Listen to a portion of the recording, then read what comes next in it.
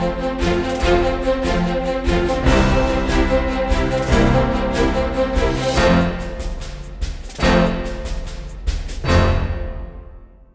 Study IQ IAS Hindi platform पर आपका स्वागत है। दोस्तों, आज हम लोग मुद्दे की बात कार्यक्रम में चर्चा करने वाले हैं एक बहुत महत्वपूर्ण अंतर्राष्ट्रीय घटनाक्रम के बारे में।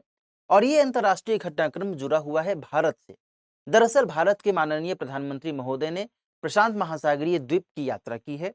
ये यात्रा क्यों की है, किस द्वीप की यात्रा की है और इससे संबंधित जो अंतर्राष्ट्रीय सरोकार है, रणनीतिक सरोकार है, इसके बारे में आज की चर्चा में हम लोग बातचीत करेंगे। ध्यान रखिएगा कि यह जो टॉपिक है, यह टॉपिक अंतर्राष्ट्रीय संबंध से जुड़ा हुआ है और इस लिहाज से जीएस के पेपर 2 के हिसाब से यह टॉपिक आपके लिए इंपॉर्टेंट हो जाता है। इसके अलावा आज की चर्चा में हम कुछ ऐसे बिंदुओं की भी बात करेंगे, उन पॉइंट्स की भी बात करेंगे जिसका सरोकार आपकी प्रारंभिक परीक्षा से भी हो सकता है। तो जल्दी से यहाँ पर एक न्यूज की स्क्रीनशॉट को आप देख लीजिए। क्या मैंने यहाँ पर पैनल पर अटैच किया है। लिखा हुआ है कि प्रधानमंत्री Modi underlines importance of free and open Indo Pacific at FIPIC summit. तो इन्होंने FIPIC समिट में हिस्सेदारी निभाई है और इसी लिहाज से आज की चर्चा में हम लोग यह समझेंगे कि आखिर FIPIC का मतलब क्या होता है, इस सम्मेलन में हिस्सेदारी निभाने का, भागीदारी निभाने का क्या औचित्य है और भारत के दृष्टिकोण से यह जो पूरा का पूरा क्षेत्र है, इंडो पैसिफिक रीजन है या फिर पैसिफिक द्वीपीय क्षेत्र है, यह क्षेत्र किस तरीके से महत्वपूर्ण हो सकता है। क्लियर? चलिए, आगे बढ़ने से पहले एक महत्वपूर्ण सूचना मैं आपको दे दूं। आज की तारीख 22 मई है और आज की तारीख से ही NCERT के पहले बैच की शुरुआत की गई है। 1499 रुपए में आप इस कोर्स को अभी भी अवेल कर सकते हैं मेरे इस कोड का इस्तेमाल करते हुए। और यदि आपने अभी तक एडमिशन नहीं लिया है तो आज ही एडमिशन लीजिए।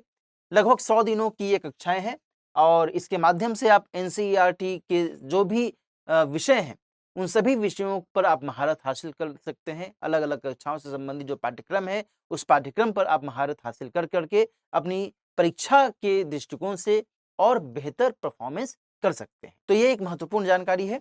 चलिए, अब हम लोग आगे बढ़ते हैं। आगे यहाँ पर 2 तस्वीरें दी गई हैं। एक तस्वीर में प्रधानमंत्री नरेंद्र मोदी जी हैं और पापुआ न्यू गिनी के प्रधानमंत्री श्री जेम्स मरापे जी। क्लियर? लेकिन इस तस्वीर से कुछ चीजें बयां होती हैं।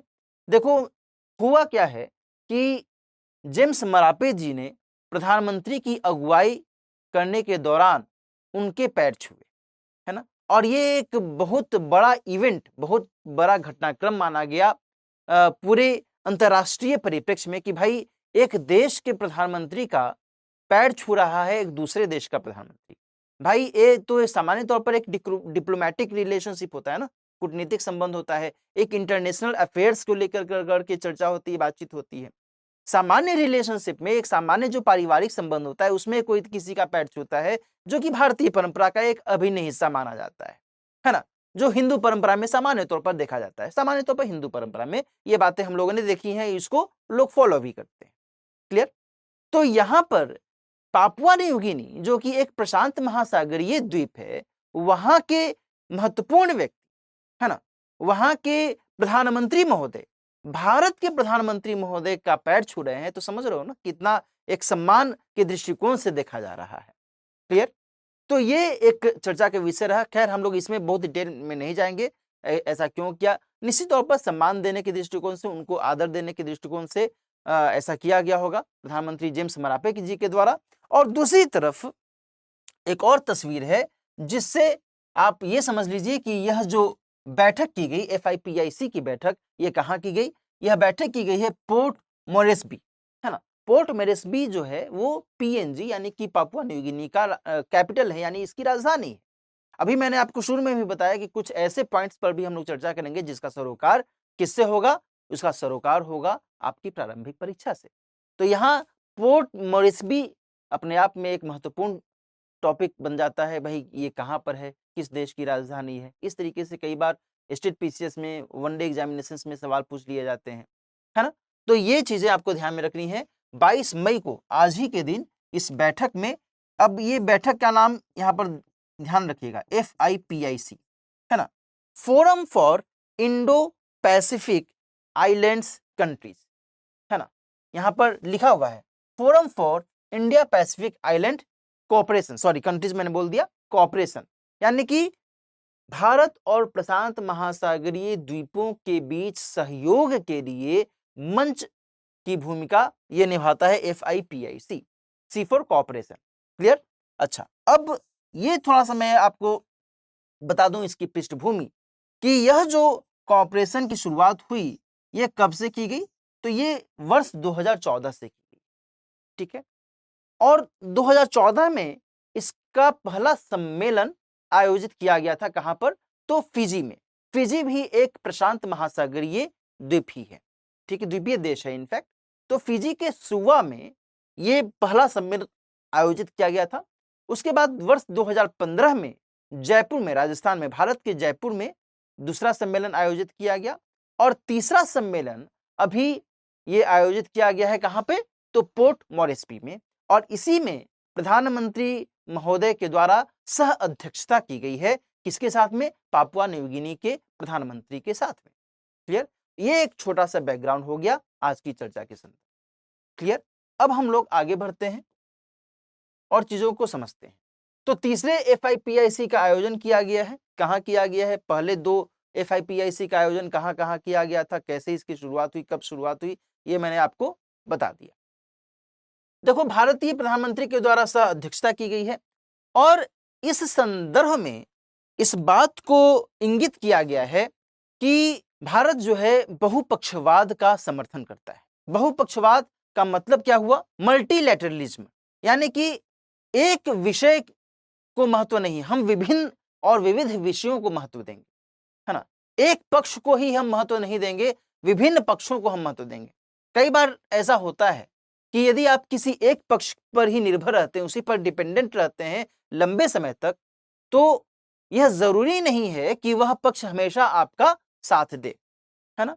और खुद भारतीय प्रधानमंत्री ने जब संबोधन दिया FIPIC की बैठक में, समिट में, तो उन्होंने कहा कि हमने इस चीज का अनुभव किया कि जब जरूरत थी तो उस जरूरत के समय जिनकी सहायता की आवश्यकता थी उन्होंने वो सहायता नहीं दी, है ना। और यहां तक कि उन्होंने कहा, भारत के प्रधानमंत्री महोदय ने कहा कि अंग्रेजी में एक कहावत है कि a friend in need is a friend indeed, यानी कि संकट में जो साथ दे वही सच्चा मित्र होता है। और उन्होंने ये बात महसूस की कि हमने इस संदर्भ में ये पाया है कि हमें एक बेहतर दोस्त की कमी महसूस हुई, है ना। ये बातें कब कही? तो FIPIC की समिट को संबोधित करने के दौरान। और ये संकेत करता है विकसित देशों, जो अक्सर, हाँ, भारत के साथ में या फिर जो विकासशील या फिर अल्प विकसित देश हैं उनके साथ में एक अलगाव की नीति अपनाने की कोशिश करते हैं, है ना। देखो, ये बात समझो कि यदि किसी भी देश का नेतृत्व करता यदि कुछ भी बोल रहा है उसका एक अपना अर्थ होता है। अंतर्राष्ट्रीय परिप्रेक्ष्य में ये बातें बहुत मायने रखती हैं, है ना, कि यूं ही कोई बोलचाल नहीं होती, यूं ही कोई बातचीत नहीं होती, बल्कि उसका एक अपना अर्थ होता है। तो ये बातें ये दर्शाती हैं, इंगित करती हैं कि भारत भी जो प्रशांत महासागरीय द्वीपीय देश हैं, इन देशों के साथ अक्षरशः अपना समर्थन जताता है, समर्थन दर्शाता है, और यह इन देशों के साथ में अलग अलग मुद्दों पर सहयोग को भी महत्व देता है। क्लियर? इसी संदर्भ में जहां एक तरफ ये बहुपक्षवाद को प्राथमिकता देने की बात कर रहे हैं, वहीं दूसरी तरफ संप्रभुता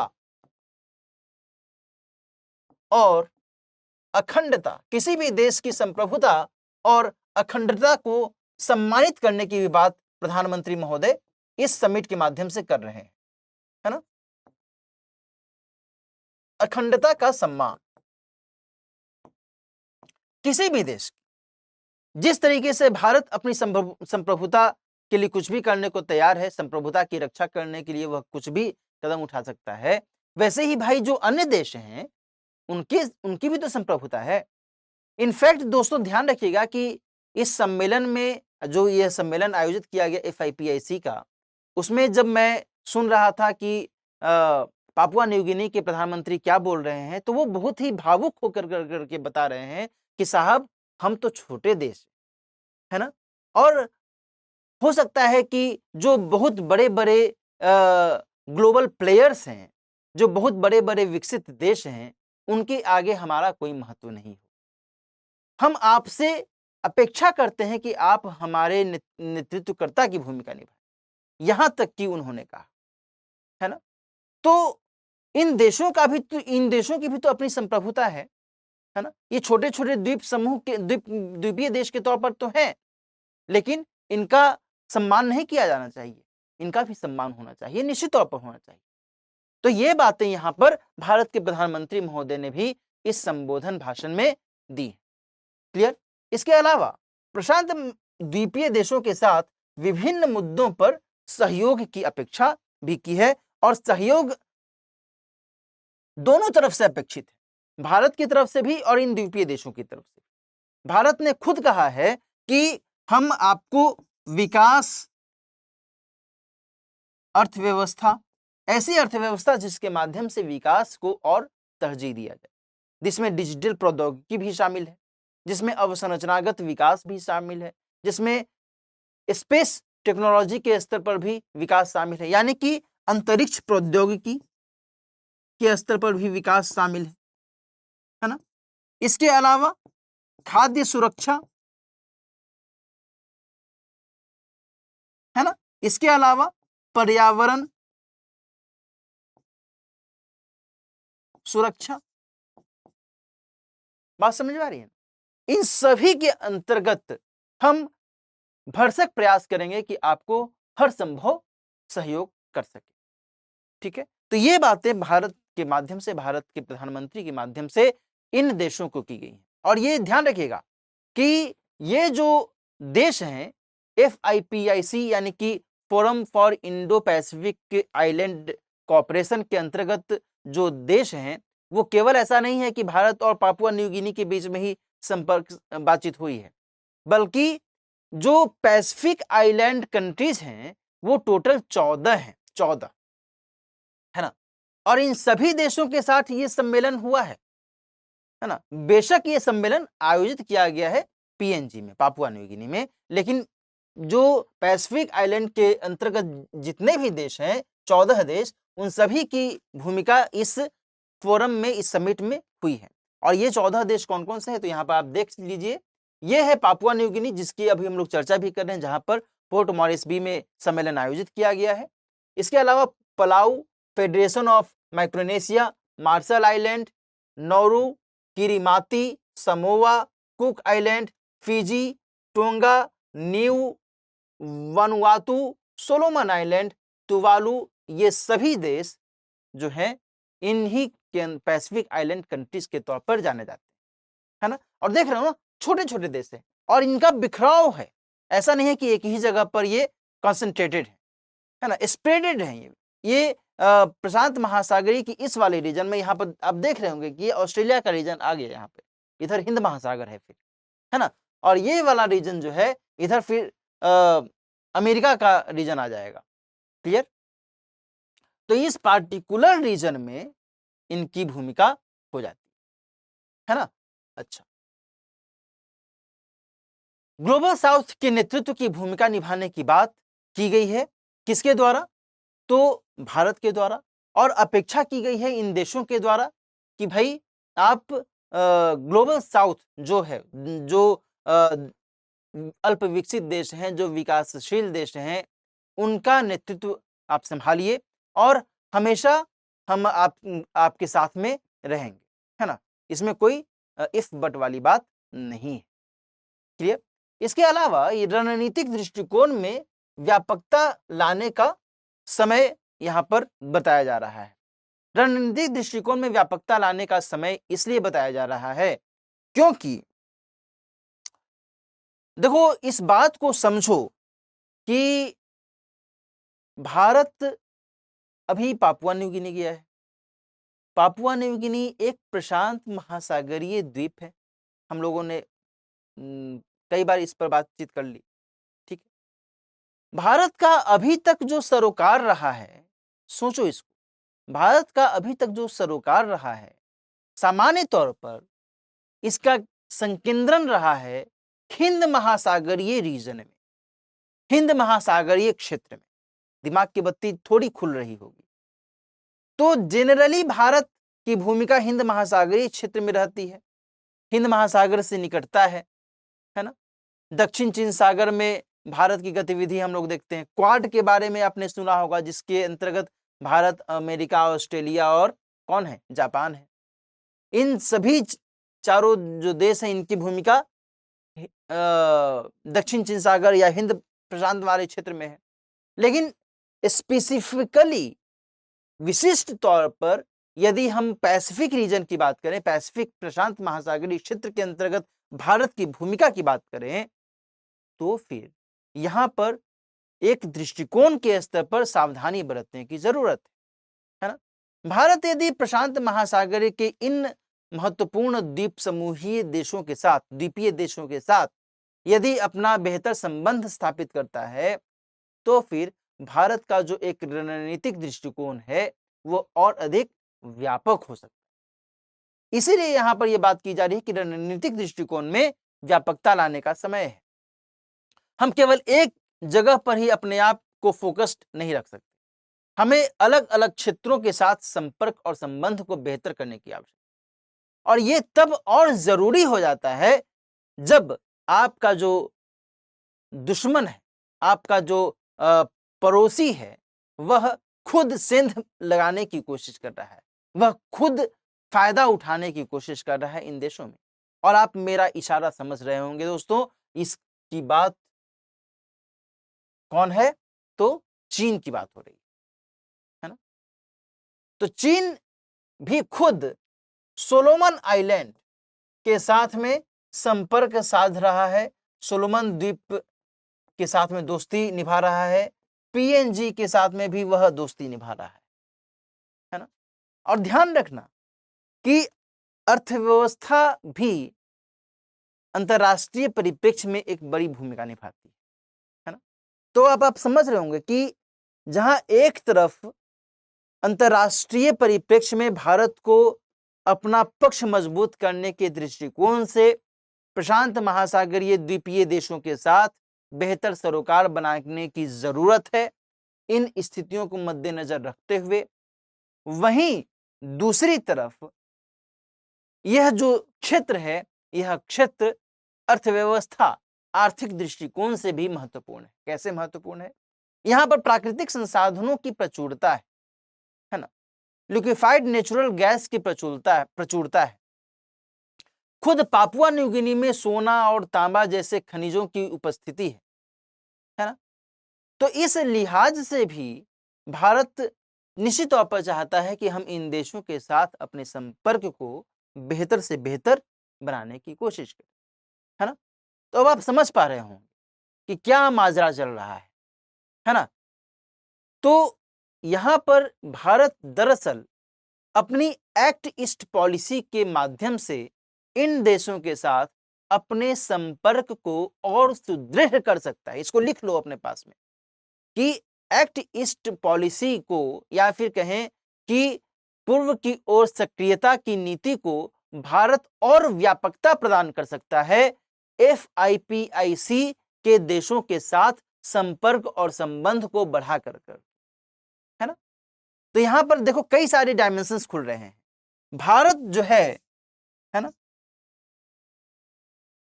भारत एक्ट ईस्ट पॉलिसी, एफआईपीआईसी, है ना। इधर चीन भी है,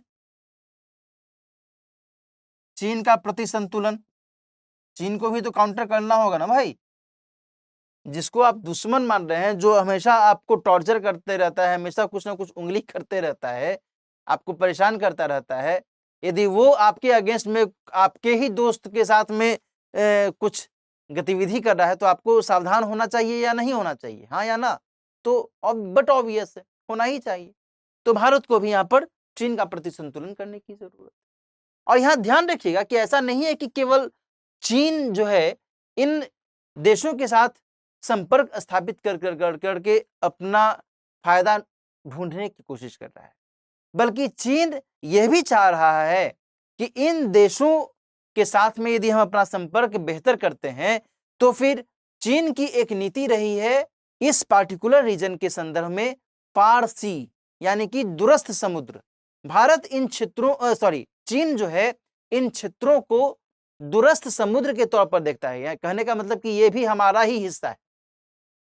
दक्षिण चीन सागर में जिस तरीके से चीन 9 डैश लाइन के माध्यम से उस पार्टिकुलर रीजन को अपना मानता है और ताइवान के अगेंस्ट में कितना वो परेशान करता है ताइवान को, ये हम सभी जानते हैं। तो उसी तरीके से चीन जो है इस पार्टिकुलर रीजन को कहता है कि भाई ये सुदूर समुद्र का जो ये पार्टिकुलर रीजन है, क्षेत्र है, इसको भी हम अपना ही मानेंगे, है ना। अब ये समझ लो कि किस तरीके से वह इन क्षेत्रों पर अपना प्रभाव दर्शाने की कोशिश करता है। और यदि वह ऐसा करने में सक्षम हो जाता है, इन सभी पर नियंत्रण स्थापित करने में सक्षम हो जाता है, तो उसकी नौसेना और अधिक सशक्त हो सकती है।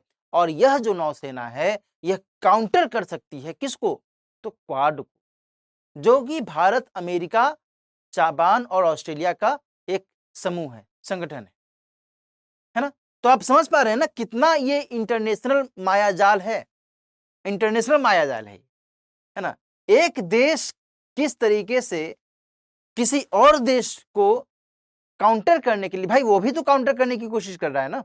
जिस तरीके से भारत अपने स्तर पर कदम उठा रहा है तो वो भी अपने स्तर पर कदम उठाने की उठा करके अब अपना हित लाभ साधना चाहता है। तो यहां पर इन बातों को ध्यान में रखने की आवश्यकता है। इसलिए अंतर्राष्ट्रीय परिप्रेक्ष्य में जब भी आप कुछ पढ़ें, मैंने हमेशा कहा है कि जब भी आप अंतर्राष्ट्रीय परिप्रेक्ष्य में किसी देश के संबंध के बारे में पढ़ें तो उसके निहितार्थ को समझने की कोशिश करनी कि आखिर मूल मुद्दा क्या है ना। बातें तो चलो हो रही हैं, कोई किसी के साथ बातचीत कर लेता है, कोई किसी को फोन कर देता है, तो फोन करने के पीछे का अर्थ क्या है ना। अंतर्राष्ट्रीय परिप्रेक्ष्य में इसका बहुत महत्व माना जाता है ना। सामान्य तौर पर भले इसका महत्व रहे या न रहे, लेकिन ये हम आप लोगों ने भी महसूस किया होगा कि स्वार्थ के लिए सामान्य तौर पर लोग अपना हित साधने की कोशिश करते हुए और एक दूसरे के साथ संपर्क स्थापित करने पर बल देते हैं, है ना। स्वार्थ यदि है तो संपर्क करेंगे, स्वार्थ यदि नहीं है तो फिर कोई बात नहीं है, वो भी जी रहा है, हम भी जी रहे हैं, है ना। और अंतर्राष्ट्रीय परिप्रेक्ष्य में तो स्वार्थ कहें या फिर स्वहित कहें या फिर अपने राष्ट्र का हित कहें, जो आप कहें, स्वार्थ थोड़ा सा निगेटिव सेंस को इंगित करता है। तो ये कह सकते हैं कि भाई अपना राष्ट्रहित, है ना, राष्ट्रहित सर्वोपरि होता है और ये सभी देशों पर लागू होता है ना। तो यहां पर इस बात को समझना है कि भारत को रणनीतिक दृष्टिकोण से क्यों अपनी डिप्लोमेटिक रिलेशनशिप को और कॉम्प्रिहेंसिव और व्यापक करने की जरूरत है। चीन का जो मामला है ये हमने समझ लिया, चीन किस तरीके से इस क्षेत्र में अपना हस्तक्षेप दर्शाना चाहता है और भारत किस तरीके से एक्ट ईस्ट पॉलिसी का उपयोग यहां पर कर सकता है, क्यों करना चाहिए, क्यों भारत को आगे इस तरफ बढ़ना चाहिए, तो ये मैंने आपको जानकारी दे दी। इसके अलावा जो इस समिट में बातचीत की गई है, इसमें यह भी कहा गया है कि भाई 12 एक्शन प्लान पर हम काम करेंगे और उन 12 एक्शन प्लान में से कुछ महत्वपूर्ण है जिसकी चर्चा यहाँ पर मैंने की भी है। जैसे कि फिजी में सुपर स्पेशलिटी अस्पताल की स्थापना की बात की गई है भारत के द्वारा, लगभग 100 बिस्तरों वाला यह अस्पताल बनाया जाएगा, है ना। इसके अलावा अगले 5 साल तक में सागर अमृत छात्रवृत्ति 1000 ऐसी छात्रवृत्तियां, स्कॉलरशिप्स दिए जाएंगे जिसका नाम रहेगा सागर अमृत छात्रवृत्ति, है ना। इसके अलावा जन औषधि केंद्र की स्थापना भी इन देशों में की जाएगी, ठीक है, भारत के सहयोग से। इसके अलावा योग केंद्र की भी स्थापना की जाएगी, पेयजल के लिए विलवनीकरण इकाइयों की भी स्थापना भारत के माध्यम से की जाएगी, है ना। तो ये सभी जो महत्वपूर्ण पक्ष हैं ये भारत के द्वारा इन देशों को मुहैया कराई जाने वाली सहायता के तौर पर देखे जा सकते हैं। ठीक है, यहां पर इस बात को भी ध्यान में रखिएगा दोस्तों कि भारत ने पहले भी इन देशों के साथ में मैत्रीपूर्ण सहयोग स्थापित करने पर भरसक जोर दिया है और कोविड का जब दौर था तो उस समय वैक्सीन मुहैया कराने में भी भारत की अग्रणी भूमिका रही थी। भारत बहुत व्यापक तौर पर इन देशों को वैक्सीन कोरोना के समय में जो कोविड-19 के अगेंस्ट में वैक्सीन की किल्लत हो रही थी, तो उस समय भी भारत ने आगे बढ़कर करके इन देशों का साथ दिया था। लगभग $300 मिलियन का व्यापार भारत का इन देशों के साथ में माना जाता है ना? और इस दिशा में भारत और आगे बढ़ सकता है विभिन्न क्षेत्रों में सहयोग कर करके इनका साथ देकर। भारत को यहां पर इस बात पर भी ध्यान देने की जरूरत है क्योंकि इन देशों में कई ऐसे देश हैं जहां पर भारतीय डायस्पोरा की उपस्थिति मौजूद है ना? और वह जो भारतीय डायस्पोरा है वो फिजी में भी उपलब्ध है, वे पापुआ न्यू गिनी में भी है, वे इन देशों में अलग अलग संख्या में विभिन्न कारोबारों में विभिन्न व्यवसायों में वो लगे हुए हैं। तो इस लिहाज से भी भारत इन देशों को महत्व देता है। ठीक है, तो आज की चर्चा में आपने समझा होगा कि आखिर यह जो पूरा का पूरा विषय है किस तरीके से मल्टी डायमेंशनल अप्रोच को धारण करता है ना? और इसके माध्यम से आप समझ पा सकते हैं कि आखिर इन देशों का महत्व भारत के लिए कितना है और भारत किस तरीके से इनके साथ अपने संपर्क को और बेहतर करने की कोशिश कर रहा है। ठीक है, और जो अन्य महत्वपूर्ण परिप्रेक्ष्य हैं इसके बारे में भी मैंने आपको जानकारी दे दी ताकि आपको एक आइडिया रहे कि कोई भी कदम यदि किसी भी देश के द्वारा उठाया जाता है तो उसका कुछ अर्थ होता है ना? यूं ही नहीं होता। क्लियर? आज की चर्चा अब हम लोग यहीं पर समाप्त करते हैं। मुझे उम्मीद है कि आज की चर्चा आपको पसंद आई होगी और यदि आपको ये चर्चा पसंद आई तो निश्चित तौर पर अपने दोस्तों के साथ शेयर कीजिए, उन्हें बताइए कि मुद्दे की बात कार्यक्रम देखें और विभिन्न विषयों पर एक बेहतर अवलोकन उनको मिल सकता है। ठीक है, जो कि आप सभी की परीक्षा के पॉइंट ऑफ व्यू से इंपॉर्टेंट हो सकता है। इस सेशन को लाइक जरूर कीजिएगा और अपने दोस्तों के साथ इसे शेयर भी कीजिएगा। मिलते हैं किसी और मुद्दे की बात कार्यक्रम में किसी और महत्वपूर्ण मुद्दे के साथ। तब तक अपना ख्याल रखिए। All the best.